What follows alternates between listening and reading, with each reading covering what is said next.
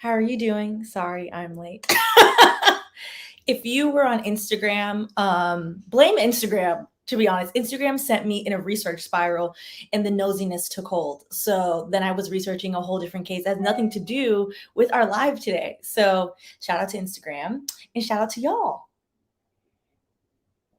I'm drinking water. If you want to drink along with me, I'm going to be posting on Instagram what we're going to be drinking. I ordered like a big case of like 5 bottles of wine, black owned wine. So they're supposed to arrive tomorrow, which is why I've been drinking water. And also I was trying to cut down, to be very honest. So I'll post that on Instagram when those are supposed to come in tomorrow. So hopefully they come in tomorrow so we can drink along together. Thank you. This is Hanifa. It's black owned. This is the most expensive top in my closet. I saved up my pennies for this. And yeah, so a few housekeeping things. Speaking of Instagram, what I'm going to start doing is on Thursdays in the morning. I waited till 3 o'clock when it occurred to me that was a good idea. In the mornings on Thursdays for our lives, I'm just going to put a question on Instagram to see what topics y'all want to cover. So shout out to Instagram, specifically shout out to, hold on, I'm about to tell you, is my phone dead? Oh, I mean, half my things are never charged. Shout out to Danielle, who I just saw your message. I'm gonna go through this in a second. After the live, I'm gonna go through this, so I'm not ignoring you. Shout out to Danielle for bringing up a very interesting case, which we're probably going to cover tomorrow. So I'm going to film that about the pastor who was allegedly robbed in Brooklyn. And I say allegedly because I have lots of questions. I have lots of questions about that man. So we will get into that. Yes, listen. Oh, hey, babe. So yes, had to buy me some. Goodbye, corporate Hanifa. All right, so let's get into the other alleged scammer that we're going to talk about today, which is one Miss Erika Jayne. Y'all are familiar with Erika Jayne. If not, that's fine. I'll catch you up to speed on that. And basically, hey, Ariel, hope you're having a lovely vacation. And we are going to talk about Erika Jayne. Specifically, Erika Jayne is on the Real Housewives of Beverly Hills franchise for the past, we are in 2022, since 2019. Her and her allegedly estranged husband, Tom Girardi, have been the talk of the Beverly Hills town, the talk of the Real Housewives franchise for allegedly scamming, embezzling, racketeering hundreds of millions of dollars from actual victims who were Tom Girardi was a noted lawyer. Most famously, the movie Erin Brockovich is based off of his when he was on the narrow path, his legal pursuits and fighting for the little guy. He decided later in his life, he is in his early 80s, that he just didn't give a damn. And ever since, he has been embroiled in these lawsuits where they have alleged, and it has been proven now multiple times, where he took the client's money, hundreds of millions of settlements, and decided to keep the money for himself and allegedly for Miss Erika. So we are going to get into this, and starting with, she knew that we knew that she knew. So one of the things that we've talked about in multiple, I would say, different cases that we've covered, when the husband is the alleged scammer, whether or not the wife knows. And I'm always of the opinion that, yeah, like, what are y'all talking about? Like, of course, like, what else would y'all be in this giant mansion talking about besides scamming? Like, 9 times out of 10, they know. And when the wife is a scammer, 9 times out of 10, I do think the husband knows, unless they have a fractured relationship in which they're not close. That was not the case with the Girardis. It may be the case now, wasn't the original case. We're going to go through the claims. We're going to talk about the scammers in this soiree, because the people that they employed and contracted with to basically set up this alleged racketeering scheme, very interesting. I'm talking convicted felons, like, oh, I don't give a damn, like, go get it done. Nonsense. And we're going to do a little bit of racketeering, speaking of that. And we are not going to do racketeering. Before I get a knock on my door, we're going to discuss racketeering, speaking of that, and then a little sip and discuss. All right, so let's get into it. Hey, Nizuka. Awesome. Okay, so first and foremost, yes, the claims. So we have racketeering. There are 9 claims. Racketeering, conspiracy to commit racketeering, receipt of stolen property, aiding and abetting, concealment of stolen property, money had and received, conversion. Those are all basically legalese for thief and money. That's all that is.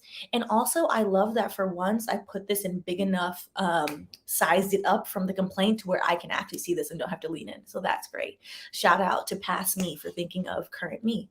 All right. Unlawful business practices, Consumers Legal Remedies Act, and deceit. Yes, these are all civil law claims. You can be sued for lying in conjunction with other things. So, Erika and her company, EJ Global, because I remember Erika thinks herself a pop star, if you may. And the key part of that is she thinks of herself in this manner. Listen, people are allowed to think whatever they want to think. Her and her company are only mentioned in two of the claims. So we're going to go through them. But to get to conspiracy to commit racketeering, which her and her company are mentioned in, we have to talk about racketeering. So let us first get into the sordid cast of scammers. And these are all of the defendants. So this is Edelson PC. We covered the other case briefly, I think last year. 2021, maybe 2020, a long time ago. Maybe once or twice, actually, we covered the original case. Edelson PC is one of the law firms which the way that this alleged racketeering scheme was set up, as a lawyer, if you are in private practice at all, say you represent a company. So say, for example, the lovely people that were unfortunately harmed by Sesame Place are suing Sesame Place now in a class action lawsuit. So there is a lawyer representing them. So as a lawyer, you represent the client. Say you win, God, y'all know math is so not my ministry, $3 million. Ooh, easy math. $3 million, usually you charge 33% contingency fee. So if you win the $3 million for your client, you automatically get 33%. That's usually the rate. So then you keep $1 million for yourself and you're supposed to give the client the $2 million, right? Okay. So with that, it has to go into an escrow account. So everything sits in the escrow account. The minute that we sign on the dotted line, either the settlement, so we settle before we go to trial, or the jury award, or the judge is awarded the $3 million, the client always knows. So the client will know. They're like, okay, Stephanie's representing me. Stephanie got $3 million for me. Stephanie's keeping $1 million. This will all sit in escrow. Stephanie will handle this and I will get my $2 million. Allegedly, and not all of it is alleged because this has been going on now for 3 years, that some of it has already been proven. So for the parts of the cases, because he did this with numerous clients. It's not just one client, numerous clients. So certain clients have already proven that, yeah, Tom Girardi thieved my money. And then certain clients are still in court trying to prove that. Essentially, what happened is Tom Girardi and co., instead of saying, hey, client, you won $3 million. Remember, $1 million is mine. They didn't say anything. They would settle the cases, allegedly forge the client's name, take all the money, and then say, oh, yeah, $3 million. That's not, you won $2 million. So, I get 33% of this, and then give them less money. Or they would tell them the actual amount and then wait long periods of time and then make excuses as to why they weren't paying these people out, which we'll get into. Or in some awful scenarios, they told people, you know what, this is way too much money for you to handle. You're ill. They do personal injury. So the Lion Air crash, where unfortunately over 100 people died in that crash. We are going to talk about breast cancer survivors, class action lawsuit that they represented. All these people have had physical harm done to them or to a family member. So in some cases, they told the person like, oh, you just survived. This awful thing has happened to you. You know what? You don't even know what to do with your money. I'm going to invest your money. And they would invest the money in nonsense, lose the money. Then they would commingle the funds because everything sits in an escrow account. It's supposed to sit in separate escrow accounts. They would say, oh, after you harass them enough times and we're like, Tom, where's my money? They would then say, oh, yeah, here's your money. But instead of giving you your actual money, because allegedly Erika and co spent it, they would take another client's money and then pay out the clients. And they ran this for the better part of what looks like 20-ish years. Nonsense. So with that being said, lawsuits and litigation is very expensive. So where the law firms are coming in, the other law firms, banks, and financial institutions came in essentially as creditors. So attorneys often will get a loan from different banks. Sometimes other law firms set up these types of loans where they will fund the money for litigation, because for litigation, you need document review, hundreds of thousands of documents. You have to pay people for document review. You have to pay expert witnesses, etc. So the idea is like, oh, I'm going to take out this loan to defend this case. And then obviously I'm great. We're going to win. I'll pay back my loan. That don't work when you spend all the loan money and you're not paying people back, which we're going to get into it in a second, just to set the stage for all of this. When Tom, I would say it started coming to light because some of his clients started suing him.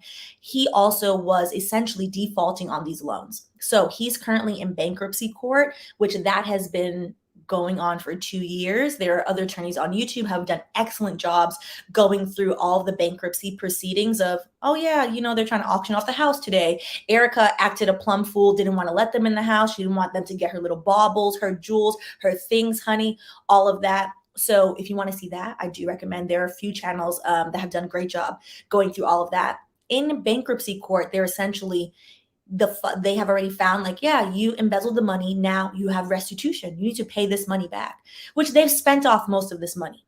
All right. So that brings us to this, which is in a few of the original lawsuits, Erika is named. However, the way that she is named in the original lawsuits is, we think Erika knows things, but we don't have all the proof. This lawsuit is big F you, Erika energy. We knew that you knew that we knew that you're over here acting a plum fool. All right. So let's get into this. Now, I'm just going to read off some of these defendants because it's interesting. So Erika Girardi, aka Erika Jayne, that is, Miss Erika, Miss Ma'am. An individual, EJ Global LLC, that's Erika's company, which we're going to talk about for her pop career, her things. George Hatcher, we're going to talk about. One of the defendants is called Wrongful Death Consultants. The fact that such a thing exists in America, very interesting. And then California Attorney Lending, number 2. And those are essentially companies that exist to lend money to litigation lawyers.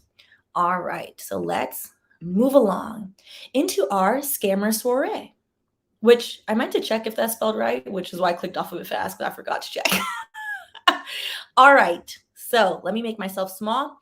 So paragraph 2 of and here is actually, if you want to read the complaint, the whole complaint, Law and Crime had it on their website. So here you go. And I forgot to link it in the description. I'll link in the description afterwards, but it's here in the chat. So if you'd like to read it, it's about like 65 pages. Very interesting read.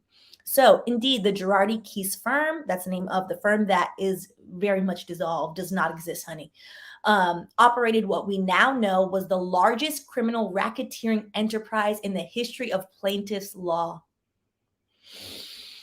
The fact that there are not criminal charges yet is what's still blowing me.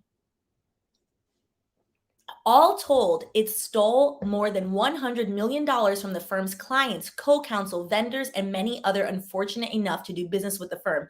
Edelman PC, unfortunately, was co-counsel in a prior case, and Edelman PC is not letting the foot off the gas. They're like, y'all owe us money.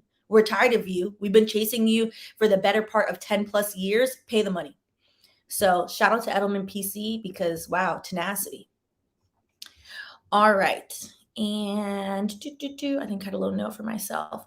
So one of the interesting things in the opening paragraph, which we used to start with opening paragraphs all the time. So let me go back a little bit. It was a little bit long, so I didn't have it, but I wanted to read this section because I do love, a little bit of a dramatic intro.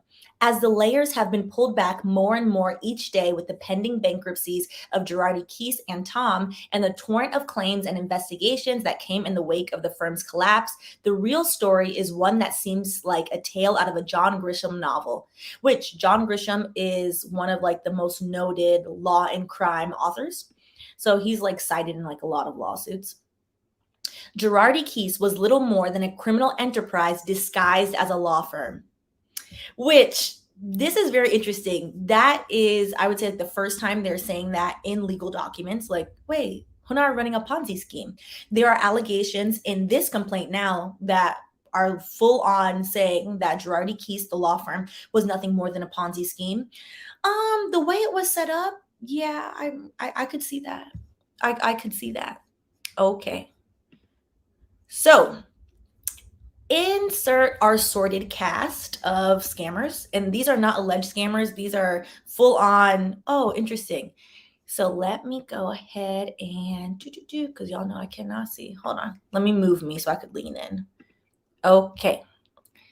So wrongful death consultants provided a service, which basically the service was, and it is illegal to do this in the United States and in most countries as well, which is you are not, as a lawyer, allowed to hire people to basically drum up plaintiffs for personal injury cases. So you cannot pay non-lawyers to just go around to like ambulance chasers, essentially. You're not allowed to do it. It's illegal. So essentially, Tom and them decided that they did not care, that that was irrelevant to them, and they hired wrongful death consultants, which was run by this man named Hatcher.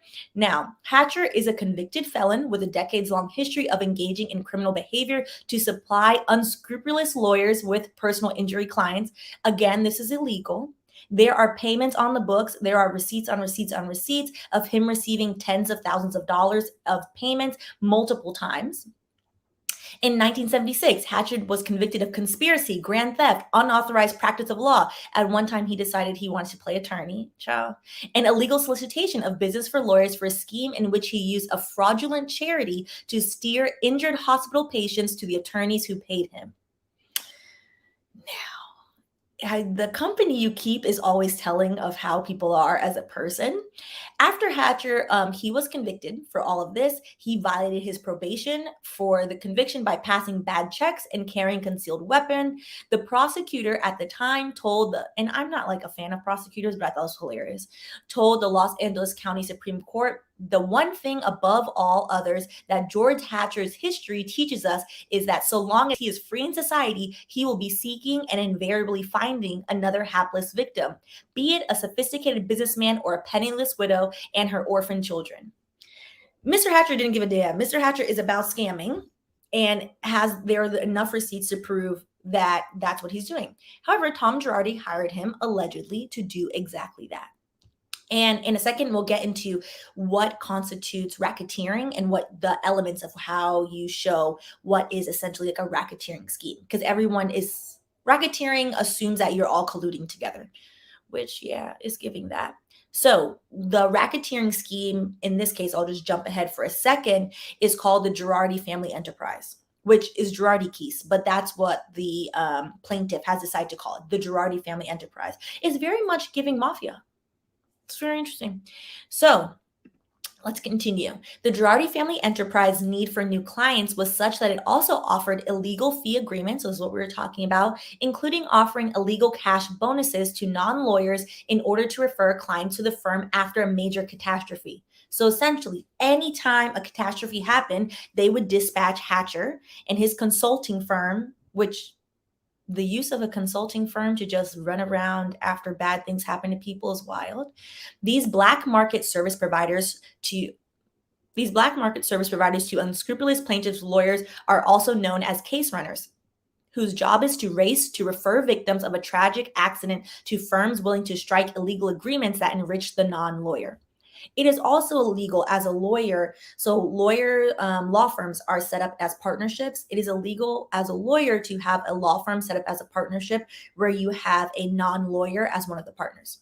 So, for example, all the largest law firms in the United States, also it's called big law, but also smaller law firms, making partner is the highest thing that you can do in private practice in the law firm structure as your career. There are no non-lawyer partners in any of these firms. There are business people, there are CEOs sometimes, there are presidents, there are heads of accounting, etc., but they are not allowed partnership stake.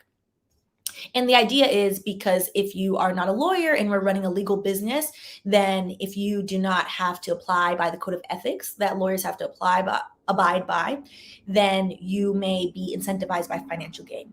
It does ignore the fact that obviously a significant amount of lawyers are incentivized by financial gain as well. Tom being a prime example. Okay. So the next person to enter our sordid cast on our alleged racketeering scheme is DiNardo. He was indicted in 1997 for tax evasion and for bribing and tampering with government witnesses. These are all very bold ass people. Tom said, you know what? I'm going to hire the worst of the worst because I'm just going to do what I want to do. It's important to note that after Aaron Brockovich, Tom was a household name, that was one of the largest cases in plaintiff's history. Plaintiff case, like plaintiff court, are basically like the little guy, people who sue the big corporations, etc. The plaintiff's bar is not a separate bar in the sense that you're taking a separate bar, but they have like separate bars for like community aspects. So like they have the entertainment law bar, the employment law bar. There's a bar for the plaintiff's bar as well, where everyone, learns from each other. You can go to like CLEs, continuing legal education, things like that. That case is the largest at the time, was one of the largest. So that sent Tom Girardi already on a great path. However, because the way that it looks like his scam started, he didn't initially start scamming his clients. What he did was he started scamming his financiers. So the loan companies, the litigation loan companies, he just started defaulting on his loans. And then when they refused to give him more money, that's how he then went to DiNardo and to Hatcher and was like, okay, cool. That's fine. I don't need their money. We're just gonna go running around plane crash sites and go running around natural disasters, and you're gonna refer me all these clients and it'll be fine. And then when that didn't work, he was like, okay, that's fine. We're gonna keep this up. We're gonna get all these clients, but I'm just gonna pocket the money now. A tangled web we weave when at first we tried to deceive. All right. So, according to federal prosecutors, DiNardo conspired to pay upwards of hundreds of thousands of dollars in kickbacks to a union leader in exchange for case referrals of union members injured on the job. He really picked people who would just go there, people that were like, well, it is what it is. In a brazen and convoluted scheme, DiNardo then tried to write the kickbacks off as a tax-deductible business expense. Do you know how bold you have to be to commit crime and then be like, oh, but I need the tax deduction. I need the tax deduction today because absolutely not. I'm not paying for the fact that I wined and dined the union leader. No. That is a business expense. Yes, we ate filet mignon. And yes, Uncle Sam, I would like that reimbursed. Wild. Just wild.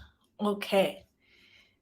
Ultimately, DiNardo was convicted of filing false income tax returns on a guilty plea, which required him to admit that he signed his name to an income tax return for his law firm that he knew was not true. The New York bar subsequently suspended him from the practice of law for 3 years. So he was not convicted on all of his alleged crimes. He was just convicted on filing the tax return that he knew was false. He clearly had a great lawyer.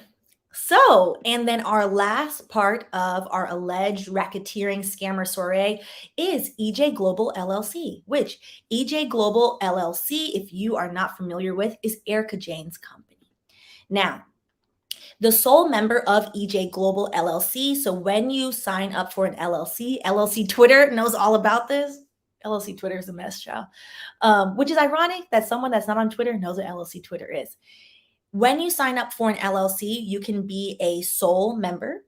So when you sign up for an LLC on the internet, because you can do it online now, and you register your LLC, you can have multiple members. So you can say, oh, me and my whole family are going to jointly own this LLC, or you can be a sole member. If you are a small business, most likely you are the sole member of your LLC. So EJ Global was formed in 2008 and was at all times owned and controlled by Erika. She is the only person listed on this paperwork. No one is coercing her. No one is vying with her for voting power of this LLC. It is solely owned by Erika. EJ Global acted as a shell entity with no capital. There's no money in there. No corporate books or indicia of corporate formality. I mean, she doesn't have to go to board meetings. Who's she going to go board meetings with? Herself? EJ Global was created for the purpose of funneling money from Girardi Keys to benefit Erika. Now remember, this is a complaint, so of course these are allegations. However, it is very interesting that the company has existed since 2008. Over a decade later, no Not one meeting on the books, no minutes for the meetings, nothing. Very interesting. Very interesting. Okay. Now, here we go. So this is in 2019. So this is after Tom and Co realized that, hey, we're like not getting enough money. We're going to start, bamboozling people and doing nonsense. And this is when the lenders started to file lawsuits because he is essentially defaulting on all these loans. And these loans are in the millions of dollars. So Law Finance Group, LFG, a lender, filed a lawsuit against Tom and Girardi Keese that focused heavily on claims that Tom was misappropriating a loan to fund his quote unquote lavish lifestyle and keep his prominent law firm financially afloat. So in 2019 is when the slew of creditors, so all of the lenders as well as some of the victims came after Tom and were like, you know what? I thought it was just me, but you're scamming everyone. And so this was part of that. As cracks began to appear in the enterprise, so remember the enterprise is the racketeering scheme, the alleged racketeering scheme, Erika did her part to obfuscate, which great use of obfuscate.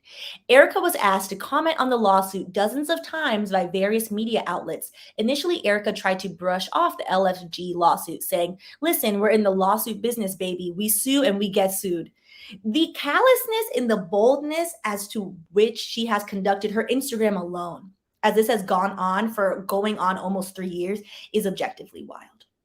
When this first came out, and I should have put some screenshots, I was looking through them again, like as a reminder.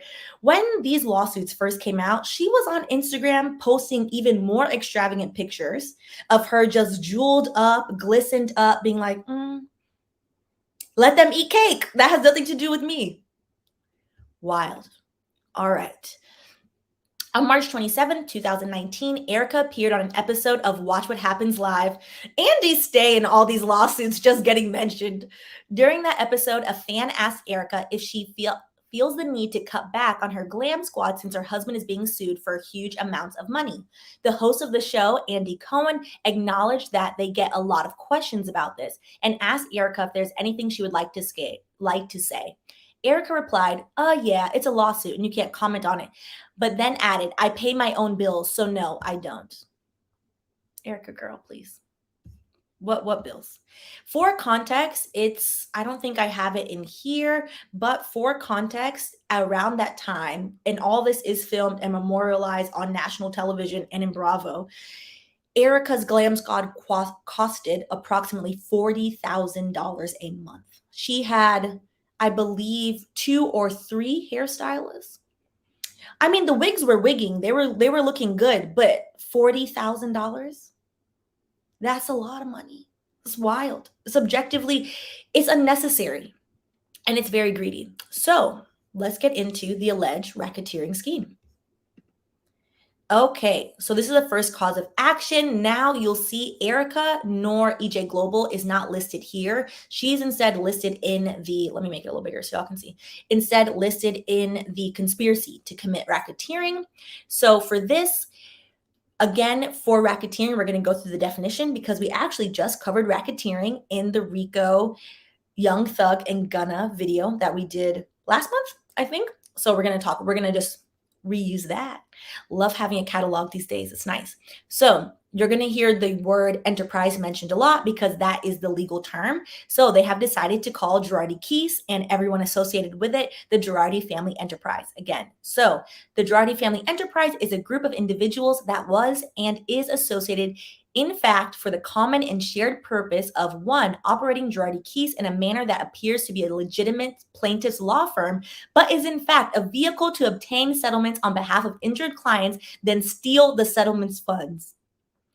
This is, I would say, so wild on multiple levels because lawyers, I have my bone to pick with my former profession, as always. But historically, lawyers, the profession is designed to help people, was designed to help people. Has the law lost its way and have corporations take over? Completely, of course.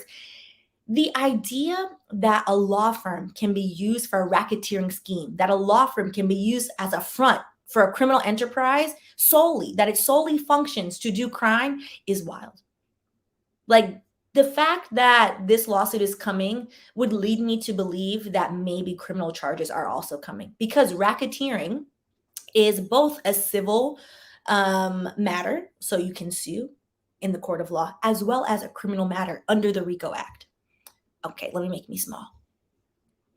2 was funneling those funds into ventures that increased Tom and Erika's public profiles, thereby permitting Girardi Keys to retain more clients and steal more money.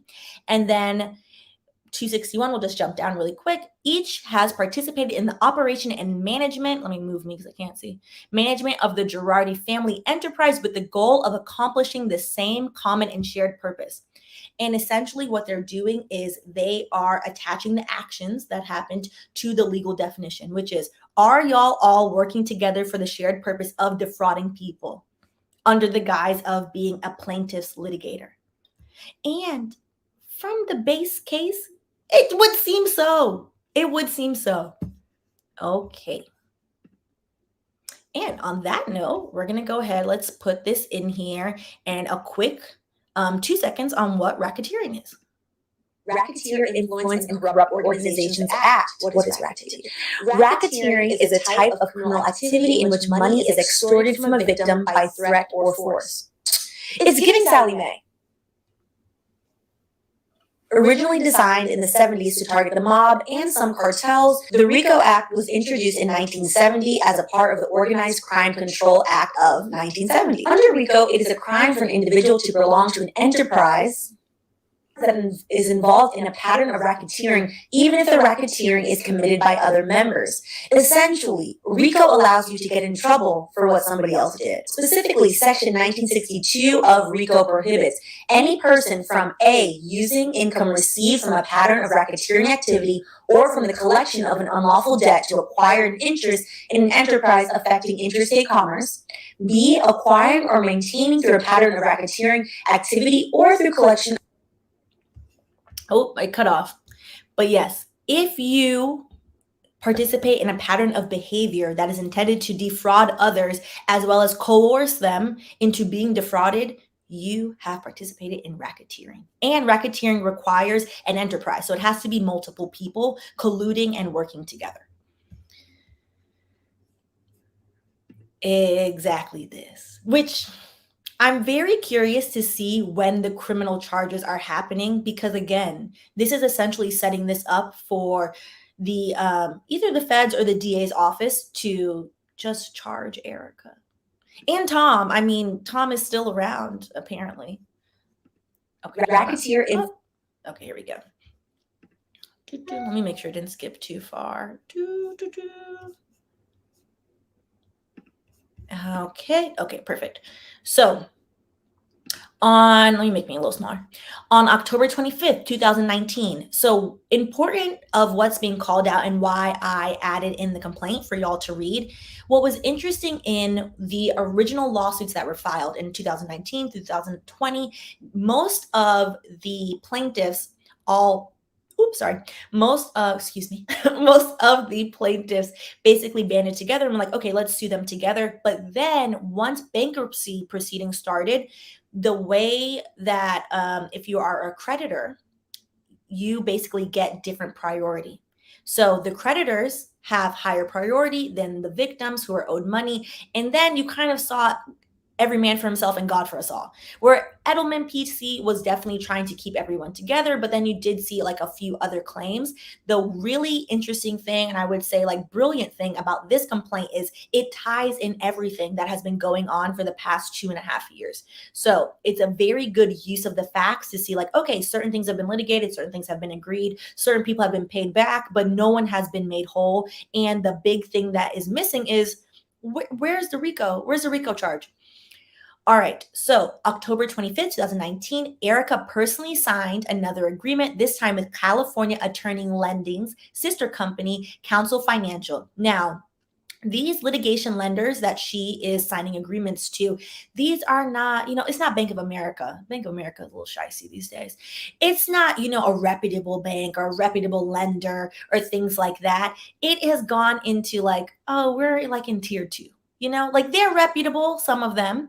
And then some of them are just kind of like, well, you know, you got to get the money who is going to give you the money. Because at this point, they have defaulted on so many loans that most lenders are like, absolutely not. I'm not giving you a red cent because I don't know if I'm going to get my pennies back. So it is agreed that any obligation from the law firm to Thomas Girardi, the estate of Thomas Girardi, is waived until Counsel Financial is paid off in full. I am the sole heir. And by I, Erika Girardi is the I in that section of the contract. Paragraph 92, the fact that Erika personally signed these agreements proves that at least as early as September 17th and October 25th, 2019, Erika had actual and specific knowledge that she and Tom were on the hook for significant debt. Where were we? Significant debt, and that a lender had to be paid in full before her and Tom took any money from Girardi Keys. So essentially, that contract stated, okay, you can have all these clients, you can keep ambulance chasing and chasing these downed planes and chasing all these people, but before you get any of their money, your 33%, that as a lawyer that you usually charge, I, the lender, I see what you did to the other girls, you're not doing it to me. I'm getting my cut first. Is that what happened? No, they still thief the people's money because scammers are going to scam. Allegedly. Paragraph 90. 4 months later, on September 17th, 2019, Erika personally signed an agreement, a lien on her and Tom's assets with DiNardo's company, California Attorney Lending. Now, DiNardo is the convicted felon who, you know, we already got into what he did, which stated in part, I am married to Thomas V. Girardi. We have been together for more than 20 years. I agree that California Attorney Lending number 2, I guess number 1 didn't do well, I don't know, has a first lien on any assets owned by Thomas V. Girardi and any assets which are community property. Community property, which is the term when you are married. As in, okay, you know, anything happens, you scam company, you will get your money first. Very interesting. These types of agreements, it's always good to point out, you can put anything in a contract. Whether or not it's legally enforceable is always something else. And whether or not it's advisable, two different things. Okay. So paragraph 75, we're going to jump back a little bit more about Erika and her alleged wrongdoing. So the largest, I would say, claimant group was the surviving relatives of, unfortunately, the people that died in the Lion Air crash in Indonesia. Tom and his ambulance chasers actually sent out people to Indonesia to go round up all of the survivors' families and tell them, hey, use this American law firm. Because it never made sense to me how Tom got that case in the first place. And it is alleged in the complaint that, yes, they had Hatcher is not Indonesian, it's an American man. Hatcher went and found a local Indonesian firm and an Indonesian contractor to then go and do that, to which they again committed another level of illegality. Hatcher was paid as well as the Indonesian plane chaser. Lord. All right. Erika continues to use her platform to deny evidence of the enterprise's wrongdoing and to sow doubt as to the Lion Air family's losses. The boldness and the rudeness of this woman knows no bounds. This is June 2022, so last month when she did this. In an episode of Real Housewives of Beverly Hills broadcast in June 2022, Erika opined on national television that, quote, we are not even sure that these people weren't paid. Erika, girl, now you know that we know that you likely spent these people's money. When asked if there was a chance they can be lying, as in the surviving families, if they're lying, Erika said that there was. What reason? They have no reason to lie. Erika knows, and at the time of the filming knew, that the United States District Court of the Northern District of Illinois determined, there's a court ruling already, that the families of Anise, Bias, Dian, and Septiana did not receive the amount due to them and entered judgment personally against her husband in the amount of $2 million. But even after the court said, yeah, Hunatif Lambadi, she went last month on Bravo and was like, it's possible they're lying. The hubris of this woman is wild, is very wild. and disgusting.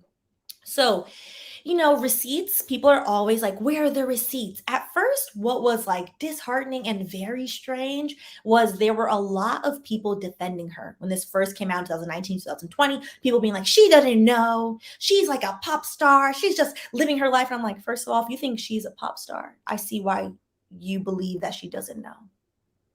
I'm just saying. I'm just saying. So there are plenty of receipts in this complaint, particularly the proceeds of the enterprise gained by wire fraud are described in detail below. And this is not all of it because it couldn't even fit into the entire screenshot. These are multiple days back to back. March 5th, 2020, $42,026.91 trifling cents. March 9th, 2020, $20,117.56. It just keeps going and going and going. What's the largest one here? Let's see. I'll lean in. Y'all know I cannot see anything. Oh, look. April 14th, 2020, $260,440.19 trifling cents.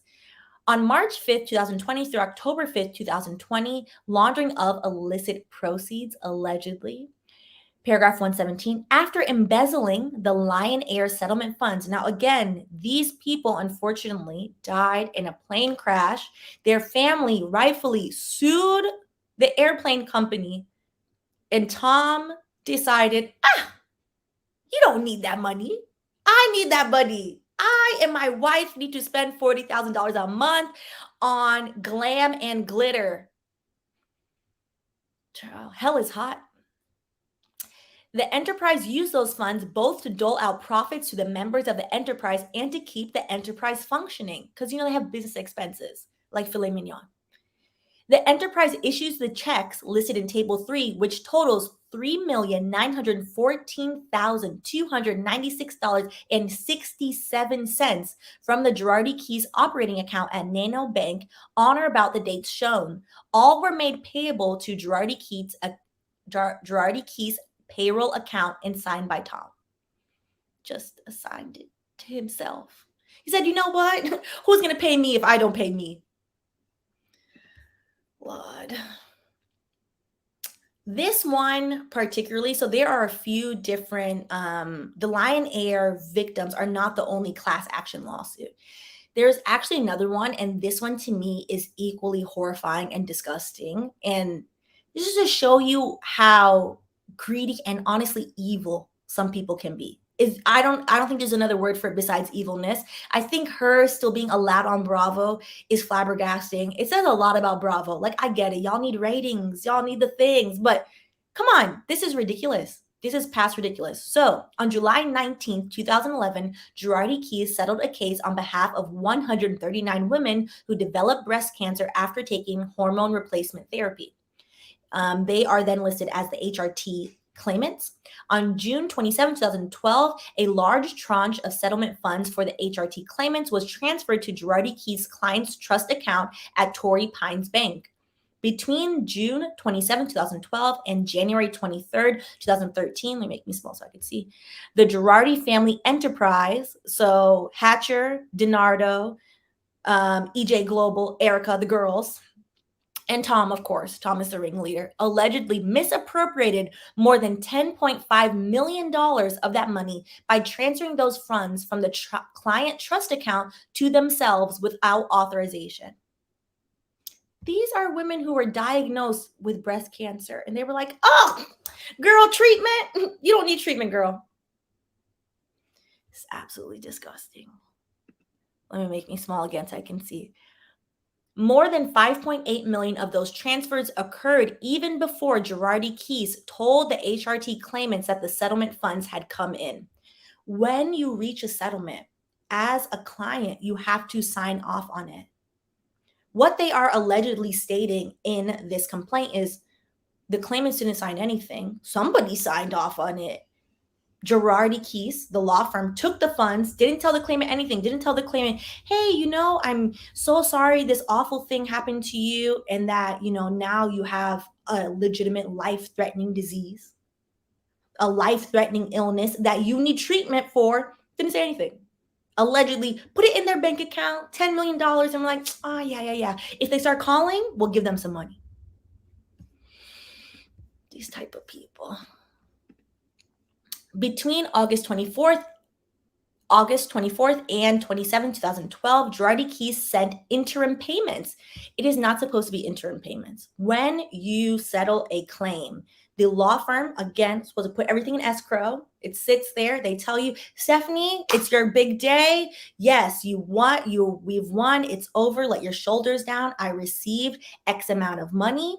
Remember, you have to pay your attorney's fee. So X amount is mine. I'll send you the itemized receipt so you see everything. It's going to be on your invoice, and I will wire the whole funds over to you. And actually, I don't even think nowadays they even wire them to clients anymore. A lot of law firms, litigation firms, plaintiffs firms, they do a written check. So that way they take a picture of it and they know, like, hey, client, I don't want you to be like, oh, never seen it, never heard of it. You sent it to the wrong bank account. You have to go into the office, pick up your full settlement check. You have to sign off. So they're like, okay, I gave you the money. Don't act crazy with me. It's done. Where are we? The payments came together with a letter signed by former Enterprise member James O'Callahan, now deceased. They've been running this alleged racketeering scheme so long that certain people that were allegedly in the scam are not even present anymore. In which he falsely stated, so like at this point, they're like, it benefits them, dead man can't speak, stated that retired California Supreme Court Justice Edward A. Pinelli had approved the payments. So the deceased scammer stated, oh, yeah, they didn't sign off on it, but it's fine. The judge over here, he's retired, but he's working in arbitration now. The judge signed it. Okay. Justice Pinelli testified that he had not approved the payments. He did, however, personally accept a check for $50,000 from Girardi Keys on July 12, 2012, even though he had been hired through JAMS. JAMS is one of the main arbitration adjudication. It's not a court. I'm forgetting the word right now, but places of arbitration in the United States. So essentially, if you sign an arbitration agreement, it means you cannot go to federal or state court. You have to go through arbitration. Arbitration can be problematic. The goal of arbitration originally was, with arbitration, you can get a specialized judge. It's usually retired judges or somebody who has a lot of expertise about an area. Arbitration usually pops up, I think, almost 100% of the times in terms of sports. So sports is usually arbitrated, which makes sense because sports, you need to know, like, okay, like, how does this specific sport work? Like, for example, like the NBA, the NFL, that will go to arbitration because then you have somebody that specifically understands sports laws, that understands the game, understands the various rules, etc. Arbitration has come into, I would say, the negative limelight, rightfully so, in terms of employees and their employer. So a lot of employers will make employees sign arbitration. So essentially they can just remove your loud complaint from the public eye. And that is wrong. Also, I don't know if McDonald's still has it, but I think it was McDonald's was the large arbitration lawsuit where people were like, why should McDonald's be allowed to hide that they did whatever? It was a fast food chain, like maybe in the early aughts, the early 2000s. So that's what arbitration is. Arbitration is usually, it gets paid by both parties. It's already in the agreement. Usually if you're in arbitration, it means you signed something that precluded you, or you both decided, you know what, the judge is hit and miss. Judges don't know everything, so they have to familiarize themselves with the facts of every case as well as the background. Say we're like in STEM and we specifically have this biotech issue. We don't want to go to a judge. It's very complicated. If I magically was a scientist, child, I'm not that bright. We want to go to arbitration, etc. Both parties usually pay for the arbiter, or in the case of your employer, it's usually written to the employment agreement, like, yeah, it's not really fair to you, employee, but fine. Me, the big giant corporation, I'll pay for the arbiter. So they actually pay the fee. The fact that Girardi Keys allegedly gave him $50,000, yeah, that's a problem. And it is stated very plainly in the complaint, on information and belief, which is a nice way of saying allegedly, but we have some receipts somewhere, Girardi Keys intended for that payment to be a bribe. Child, this is wild. Hired convicted felons. Let's go through what allegedly the family did. The Girardi Keys family enterprise, allegedly. hired convicted felons who received payments to ambulance chase, which is illegal. Allegedly, again, EJ Global, it has already been proven actually multiple times that EJ Global, which is Erika Jayne's company, has no books, keeps no records. There's no money in there. It's giving shell company. That's what shell companies do. They just exist to funnel money. It's giving that when looking at it. And now add to that, have not only stolen money, which has been proven, have also allegedly bribed a judge. But there are no criminal. Why? Why are there no criminal proceedings yet? And that is my big question. And so I wanted to read this part that I didn't put on there. So although the motion raised well documented and serious breaches of ethical duties as well as crimes, and that is when this came to light, the women who had originally sued the company that gave them breast cancer to then Girardi Keys teeth their money, they then had to sue Girardi Keys. Can you imagine? You're sick. All these awful things happening to you. Now you have to sue your lawyer to get your money so you can get treatment. But there are no wild. So they filed this motion. So that's what the motion is talking about in this last part that I'm going to read right now. So although the motion raised well-documented and serious breaches of ethical duties as well as crimes, plaintiff is not aware of any resulting criminal or state bar investigation. I think a few more people need to be investigated as to why. Why is no one looking into the judge? Well, he's retired now, so convenient, so convenient. Criminal charges, hopefully the statute of limitations hasn't passed for that. This is completely out of hand. All right, so the second cause of action, and this is where Erika and EJ Global come into play. So conspiracy to commit racketeering. So the actual racketeering, they are basically stating like, we know you were in there, girl. We have enough receipts. However, we're more likely to win on conspiracy to commit racketeering. So with this, essentially for this, Lyra Griffin, Kamala Hatcher, and Erika were each aware of the essential nature and scope of the Girardi family enterprise, and they intended to participate in and share profits.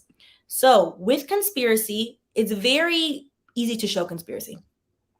All you need to show these are the federal elements for conspiracy: 2 or more people. There are clearly multiple scammers here, so that's covered. Make an agreement to act together. It's giving collusion with the intention to accomplish an unlawful goal with the purpose of harming another. Thieving breast cancer survivors' money is unlawful and harmful. That results in damages. Yes, enough money was stolen. Enough money, harm, and other atrocities. Yes. Very, very simple. Now, the other second claim that Erika and EJ Global are in is basically the thieving of the money. So the third cause of action is receipt of stolen property, which receipt of stolen property is always interesting. It's always, well, maybe you didn't take it, but you sure are wearing them earrings that somebody jacked, which no, I paid for these. So between March and November 2020, Kaman used his money attained from funds held in trust from the Lion Air clients by Girardi Keys in a manner constituting theft to pay the balances of American Express credit cards or charge cards used by who? Used by Miss Glitter and Gold, Erika and EJ Global. What is honestly, it's just the caucasity of it all. The paper trail, they're causing the paper trail themselves. They're like, oh, hide this? Absolutely not. Pay the Amex. It's memorialized. All you have to do is call American Express and they will see, oh, yeah, on Tuesday, what's today, Thursday? On Thursday, July 28th, you made a payment for $200,000 to the Amex. It would then show in Girardi Keys' statements as well. Oh, on Thursday, July 28th, you made a payment. You took from the trust $200,000. Like, child, mess. On information and belief, when they accepted payment of the American Express balances, Erika and EJ Global did so with the knowledge that the funds used to make those payments had been obtained in a manner constituting theft. The Lion Air clients were injured by Griffin, Lyra Kaman, wrongful death consultants, Hatcher, Erika, and EJ Global's receipt of the money that had been stolen from them.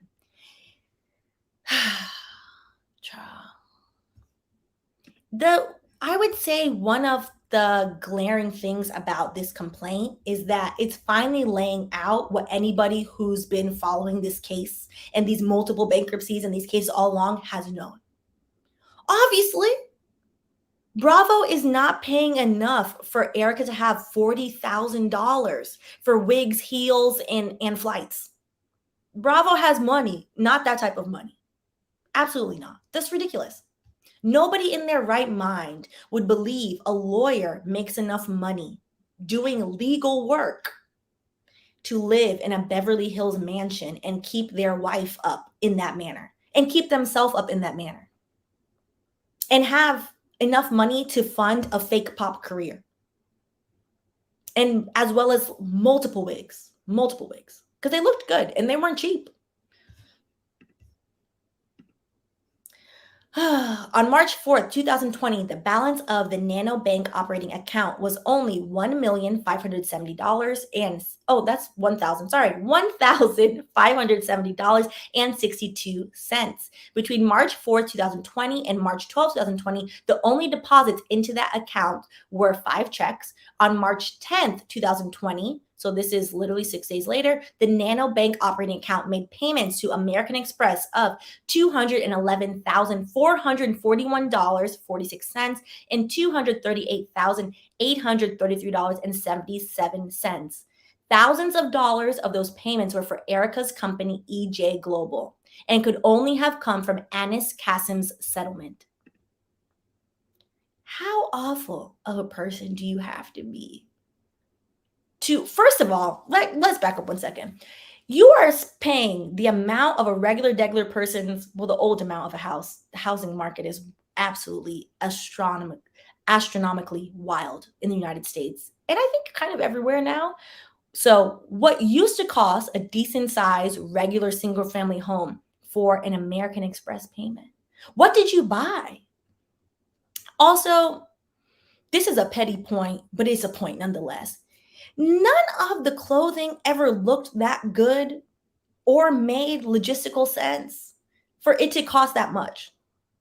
It was ugly. I'm of the mindset that rich people all should have a sensible poor friend to tell them what looks good and what doesn't look good. Because you spent off all these people's settlement money doing the wrong thing to still look a tacky mess. I'm just saying. It bothered me in my spirit and I wanted to get that off my chest. That's all.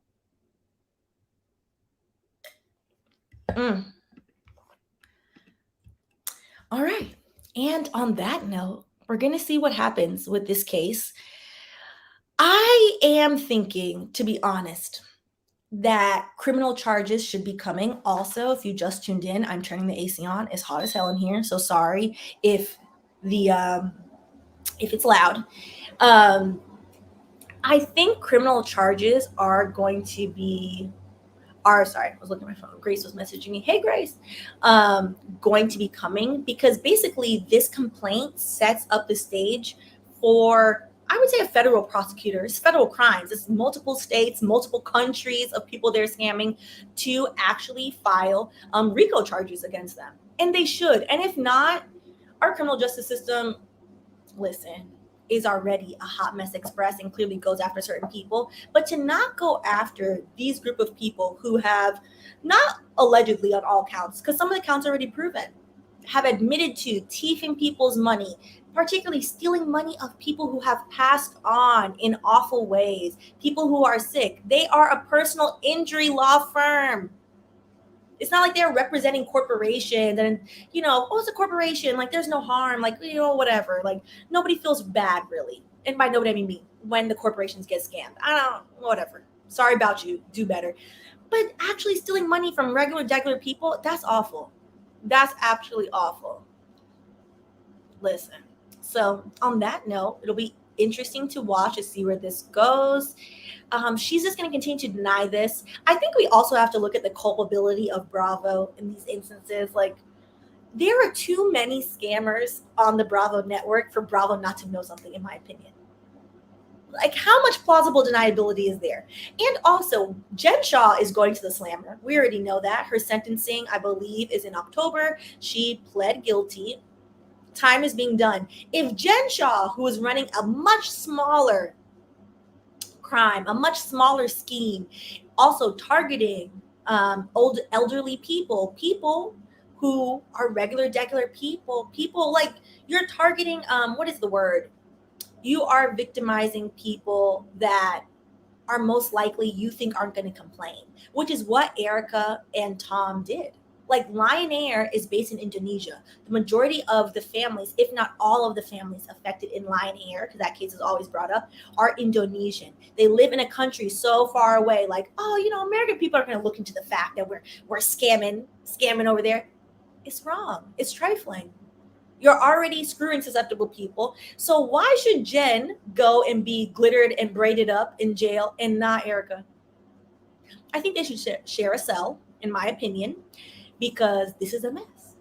This is a mess. So let's go through the comments. If you're just tuning in, we have changed the time to 5:30, although we started at 6.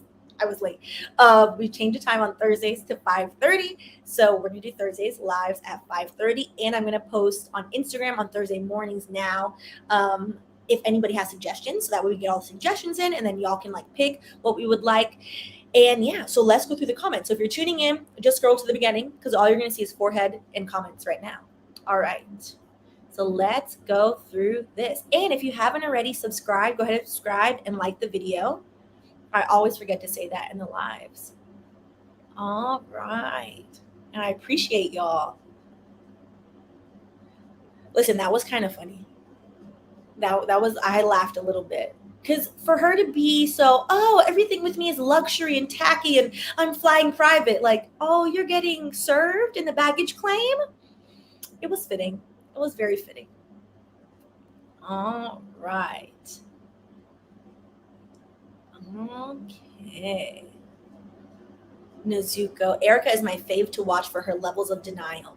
I'm wondering if she's in denial or if she also, while thinking that she's a pop artist, thinks that she's an actress as well. If she thinks reality TV is acting. Because there's no way that she thinks like, I just don't understand why anybody thinks that they would get away with all of this. And this is actually a good question.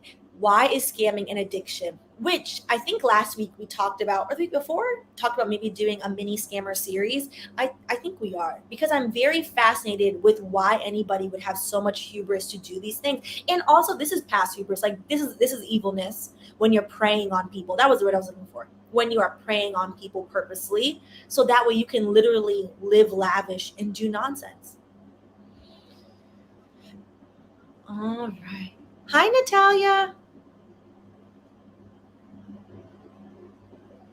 All right. Yes, I'm very glad. They're actually having a class action lawsuit for Sesame Place. Listen, imagine studying for years and being in debt just to use your license, credibility, and coin. Don't go chasing waterfalls. That's what I'm saying. A lot of the people involved in this alleged racketeering scheme, a few of them are also attorneys. Some of them are suspended, some of them are disbarred, but child mess. This is a good question. I wonder what their interest rate was on these loans. When those documents come out, I'm very curious, because if you're going to take on a debtor, so if you take on Girardi Keys and you know that they defaulted on their other loans, I'm assuming the interest rate you're charging them is high because you don't think that they're actually going to pay it out. Liz, oh yes, I believe so. I'm of the belief. Thank you, Andrew. Yes, if you haven't liked the video, like the video. Hey, Kiki, listen, it's just a level of boldness that I have never seen. Again, to the plaintiff's point, this is the largest alleged plaintiff racketeering case ever in the history of the plaintiff's bar. $100 million and counting. Yes, Suzuka. So he put together the dream team of scammers. I mean, for what it's worth, he did put together just trifling. Hey, Nubian. No worries. You didn't miss that much of it. It's very greedy. listen, the wigs were wigging. Here down, tacky. Here up was looking good. Was, I would say, like, the makeup artists, the 2, 3 of them that she hired were very much doing their jobs. I always wonder about this, Mizuko. I also blame those Beverly Housewives ladies for not telling her the truth. She told bold lies on that show. There were a few of them that were just gassing it up, which, if you are gassing up a scammer, my belief is then that maybe you too are a scammer. You don't get to levels of obscene wealth without doing wrong things. This is the truth. Without preying on others, without taking advantage. Bezos is not a rocket ship owning billionaire because he's a nice man. No. We all see how the Amazon workers are treated. Using the money to spend on 40K of flame and on a pop career is ridiculous. Of glam. Yes. Yes. It is ridiculous.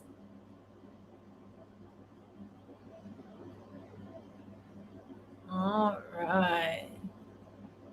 Emmanuel, what is in the dark will come to light. Yes. Listen, Edelson PC, which are the plaintiffs in this, they've been playing a long game with them.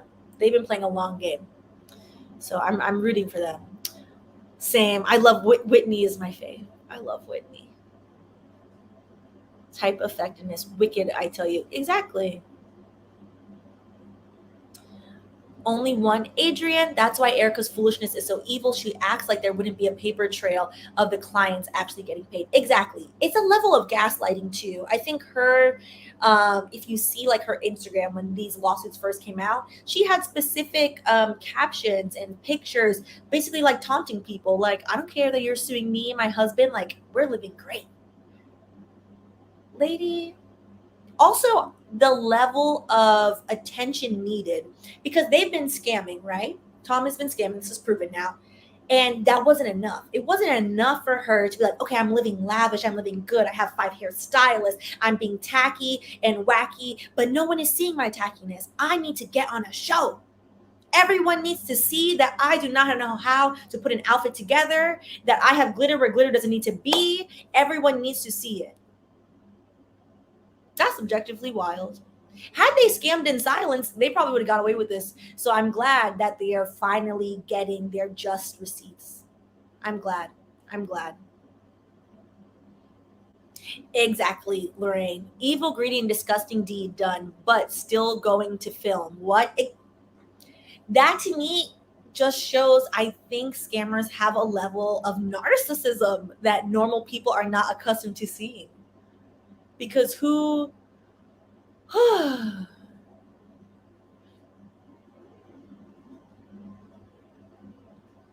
have to look into Jaclyn Hill. So why is Sage Moon? So why is EJ giving the same energy as Jaclyn Hill, scamming and then claiming victim? I have to look into that. Listen. This is a great question, Nye. It's difficult to decide, or thought, difficult to decide if Bravo is looking for women with criminal tendencies or if they are inducing criminality in their cast. You know, why not both? That's a great observation. That's a great observation. The original the original Bravo criminal, Miss Teresa Giudice, table flipper extraordinaire. When that occurred, it was so interesting to see when they started, because I used to watch that like back in the day. I was like, yo, these women are, wow, wild, living, just doing foolishness. And let's talk about tacky, like peak tackiness. I was like, oh, let's watch it. It was interesting to see, like, at first, Real Houses of New Jersey was very, let's focus on family. Like, we happen to have a little bit of money, but like, we're a tight-knit family. A bunch of them are related in the cast. Like, we're a family. We're a family. Let's look at family. And, you know, we're from Jersey. So, you know, we're a little rough and ready. So we're getting loud. Like, it's giving fun. Like, okay, fine. It was interesting to see as the seasons went on, Joe, I think it was Joe who decided they needed that house that he wanted to build, which wasn't a house, was a giant, gaudy palace thing.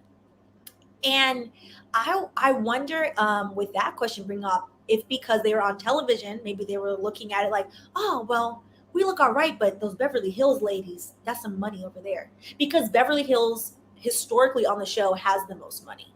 Some of them in New York have money, but no one is comparing to what's the English woman's name? I forgot.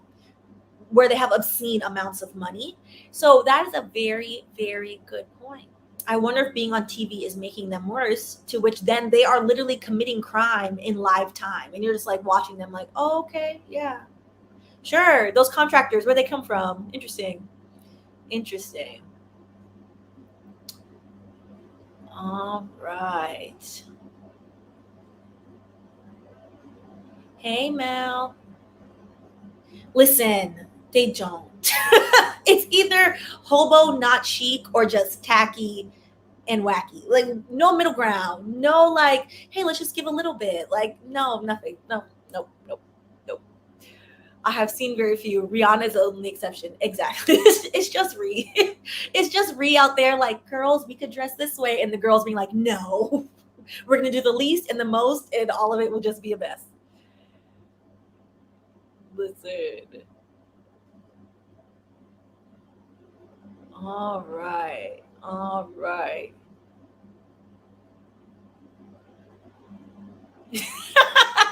Life is absurd. They're going to have to create a facility just for the Bravo criminals. I mean, at this point, I'm curious, which is why you know that everything is a money-making business, because clearly they make money off of them. So they're like, oh, whatever, like, we're not culpable. But at one point, it's going to bite them in the ass. Eventually, I don't think it's going to end up well. I don't think they care, but I do think maybe the feds might eventually care. So it's very interesting. All right.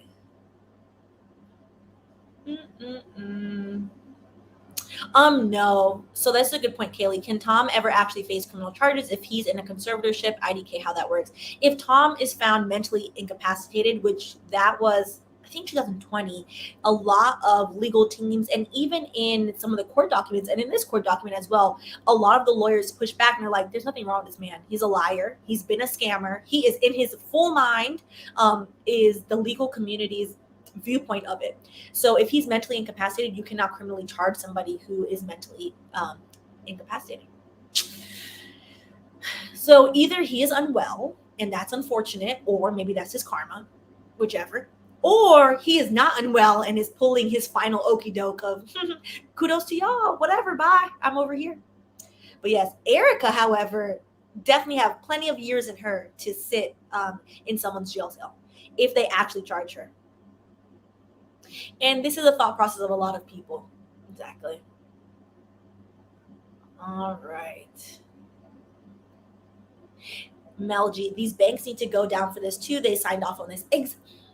The large corporations always seem to get away with it. The one of the largest instances of fraud, which I'm forgetting the amount, and it's going to bother me that I'm forgetting the amount, is the IMD1 fraud case, where essentially Kimora Lee's ex-husband, we talked about this, oh God, like last year, worked at Goldman Sachs and used Goldman Sachs funds along with a major scammer to scam billions of dollars.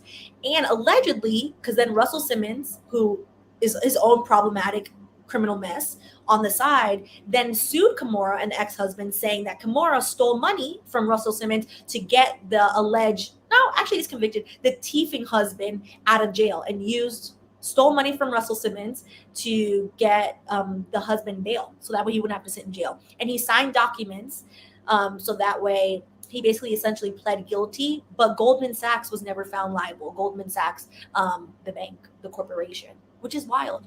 And IMDb, I forget the actual amount, but it's an astronomical amount of money. They literally almost bankrupted a whole Southeast Asian country. And no actual consequences. Listen. Moneybag Joe is going to come for everyone with the GOJ. I mean, if you're coming for Young Thug and Gunna on very like flimsy-ish, like, I don't know, like, why are we not going for Erika Jayne? Like, one is not the other. $100 million, couple $1 million, and some crime, and it looks like 1-2 people in their alleged racketeering scheme are committing the most of the crime. And here's Erika over here like, well, I spent the money. You know, I don't know where the money came from, but I definitely spent the money. Listen. Did y'all talk about the $29 billion scam? We did not. I have to look into this one. Is that IMDb one? I can't remember. I have to look into that one. Hey, Vicky Boo. I was only 30 minutes late today. I wasn't really 30 minutes late. See, what had happened was I was on Instagram. So technically I was with y'all the whole time.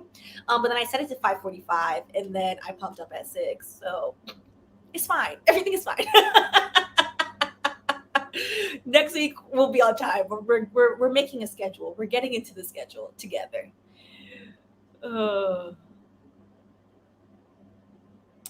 This is a very good observation.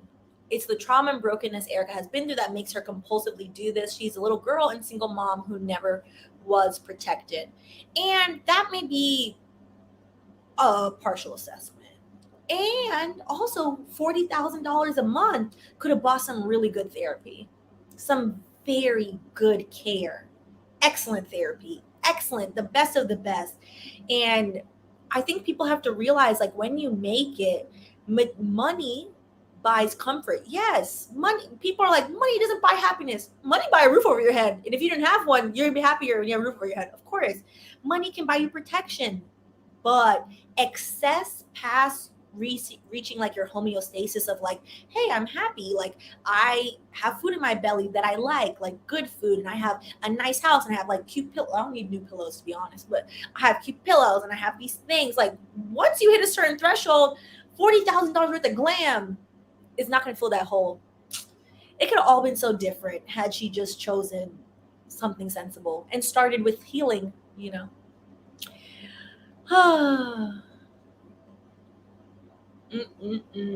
Lisa Vanderpump. Yes, that's the rich one. Yes. This is a good point too, L. Caldwell. Reality TV just attracts a certain personality, people who have money issues, tax problems, or think TV is a get rich quick. Yeah, I think it's like a mix of both. I think it attracts very wild people, people who are just like, okay, yeah, whatever. And it attracts people who love attention, attracts a level of narcissism. I think reality TV, who is like the original biggest reality TV family scammers as well, Kardashian and them. It's a level of like narcissism. It's very interesting. All right. Listen, remember Teresa with the $30,000 in cash furniture shopping, and all that furniture looked wild. That furniture, so many trees had to die for that ugly ass furniture. This will be a great show, and when this happens, you should get credit for this. Bravo Felons, the first 90 days. Yes, love it. Love it. Listen, Tom said, y'all ain't never gonna catch me. This is just awful. Just awful. The government of the $8 billion. Yes, the government of the Philippines. Yes. I think it's actually Malaysia. Yeah, it's Malaysia. $8 billion from Malaysia. Yeah, it's absolutely insane. And no one is doing hard time. Very little restitution because they spent the money. They just tricked it off doing nonsense. Okay, and thank you. This is a great point. So she's traumatized enough to scam money, but not traumatized enough to empathize with the people she defrauded. Okay. She's 51. I don't have an ounce of empathy or feeling bad for Erika. No. Maybe if she actually felt bad or would ever apologize, but she doesn't. She just keeps egging it on. She continuously eggs on her victims. And it's like, oh, are you sure you didn't get that check? Wears, $1 million earrings. Like, what do you mean, girl? Like, you wearing my check.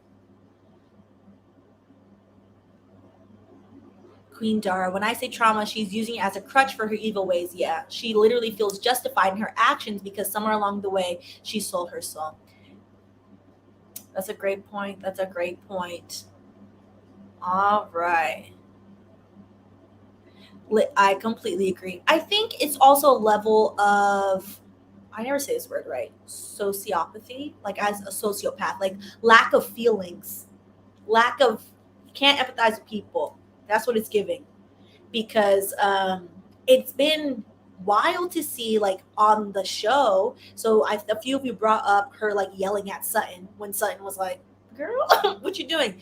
She not only cannot empathize, but she will double down on it and act like she did nothing wrong. It's like, do you think everyone is stupid? And the sociopathic, yes. And the only people that think everyone is stupid are narcissists because they think too highly of themselves, and sociopaths. They're like, I'm smarter than everybody. So go do nonsense. So yeah. Cha. Mm. Mm-mm-mm. Well, on that note, this will be interesting. I will keep you all posted. We will continue to watch this. I think this might be the case that finally gets her to have some repercussions, some consequences to her actions, which we're gonna see. And if she gets away with this, then Lord, mm, mm, will be interesting. And we are going to cover, so I already forgot what's his name. I was going to bring this up because I thought this was one of the most wild things. We are going to cover Bishop Lamar Whitehead probably tomorrow because that is objectively wild, what's going on over there. And the more I read into that, the more things that come up about this bishop and his foolishness. And I would say he can definitely fall into our alleged scammer series because it's giving scamming in the name of Christ. And that is an awful, awful place to be. Nonsense. So with that, I will catch y'all. I might edit it all in one day. We'll see. But I'll catch y'all this weekend because I owe y'all a few videos. So we're going to do the bishop, whether or not he's scamming. Outside of him scamming, why do you have $1 million of jewelry as a bishop? Why does anyone? And why do you? In Canarsie, sir, when the average person in Canarsie cannot even afford $200 earrings. Wild.